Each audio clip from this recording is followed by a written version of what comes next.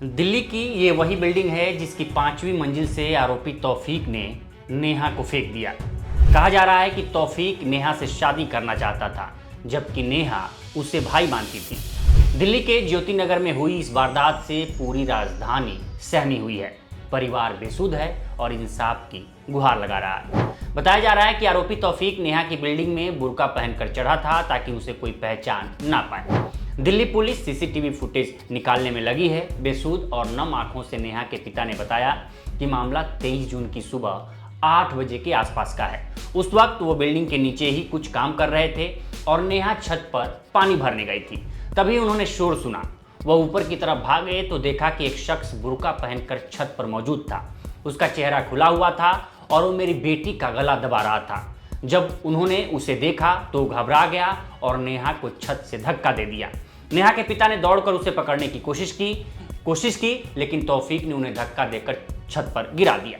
पिता ने आगे बताया कि जब नेहा को गिरते पड़ोसियों ने देखा तो उन्होंने तौफीक को पकड़ने की कोशिश की, लेकिन वह तेज रफ्तार में वहां से भागते हुए गलियों के सहारे निकलने में कामयाब हो गया। घायल नेहा को तुरंत जीटीबी अस्पताल पहुंचाया गया, जहां उसकी इलाज के दौरान मौत हो गई। इस पूरी वारदात में दिल्ली पुलिस का कहना है कि उसे 23 जून की सुबह 8:30 बजे सूचना मिली थी कि अशोक नगर इलाके में एक लड़की छत से गिर गई है। सूचना मिलते ही पुलिस मौके पर पहुंची और पता चला कि घायल लड़की को उसके पिता ने तुरंत जीटीबी अस्पताल पहुंचाया है। लड़की की पहचान 19 साल की नेहा के रूप में हुई थी। इलाज के दौरान नेहा की मौत हो गई। पहले इसे हादसा माना गया, लेकिन जब नेहा के पिता ने जो बयान दिया उसने इस पूरे मामले को हत्या में बदल दिया। थाना ज्योति नगर पुलिस ने मामले में तत्काल संज्ञान लेते हुए भारतीय न्याय संहिता यानी बीएनएस की धारा 109(1), 351(2) के तहत मामला दर्ज किया। CCTV footage, phone call record और अन्य तकनीकी साक्ष्यों के आधार पर तौफीक की पहचान की गई। इसके बाद दिल्ली पुलिस की कई टीमें लगाई गईं और आरोपी को रामपुर यानी यूपी के रामपुर के टांडा से गिरफ्तार कर लिया गया।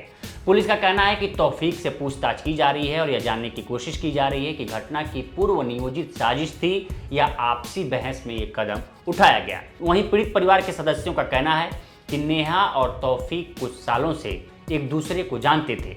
एक रिश्तेदार ने बताया कि तौफीक ने एक बार परिवार को बताया था कि उसकी कोई बहन नहीं है। नेहा उसे भाई मानती थी और उसने उसकी कलाई पर राखी भी बांधी थी। तौफीक भी परिवार के करीब आ गया था। बाद में पता चला कि तौफीक की एक बहन है। इस खुलासे के बाद नेहा ने उससे बात करना बंद कर दिया था। इसके बाद तौफीक ने उसे परेशान करना शुरू कर दिया। नेहा की मां ने बताया कि तौफीक उसे बार बार ऑफिस में फोन करता था। नेहा ने तौफीक से कहा था कि वह उससे संपर्क न किया करे। परिवार के मुताबिक तौफीक ने हाल ही में नेहा पर शादी करने का दबाव भी बनाना शुरू कर दिया था। 1 हफ्ते पहले ही उसने उसे धमकी भी दी थी कि वह उसे कहीं का नहीं छोड़ेगा। नेहा के पिता का कहना है कि नेहा ने 12वीं कक्षा पास कर ली थी। इसके बाद हाल ही में उसने एक तेल कंपनी में काम करना शुरू किया था। वह अपने परिवार के लिए उम्मीद की किरण थी। हमारा परिवार एक बेहद भविष्य की उम्मीद कर रहा था, लेकिन तभी ये दुखद घटना हो गई। पिता और परिवार बेटी के लिए इंसाफ की गुहार लगा रहे हैं। वहीं 2 समुदायों का मामला होने की वजह से इलाके में तनाव की स्थिति बनी हुई है, जिसको लेकर दिल्ली पुलिस भी चौकन्नी है। लेकिन ये मामला एक बार फिर महिलाओं की सुरक्षा और घरेलू संपर्कों के खतरों को लेकर गंभीर सवाल खड़े करता है। तो फिलहाल इस वीडियो में इतना ही। बाकी देश दुनिया की तमाम खबरों के लिए बने रहें लोकमत।